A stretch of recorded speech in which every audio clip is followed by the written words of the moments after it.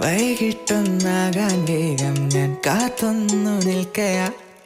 വീടൊന്നു കാണാൻ സൂര്യന്റെ ചൂടൊന്നു കൊള്ളുവാൻ എല്ലാരും ഒന്നായി മൂടുന്നി പാട്ടൊന്നു പാടുവാൻ മണ്ണൊന്നു വാരാൻ കയ്യാലെ പൂവൊന്നു നുള്ളുവാനേതേതോ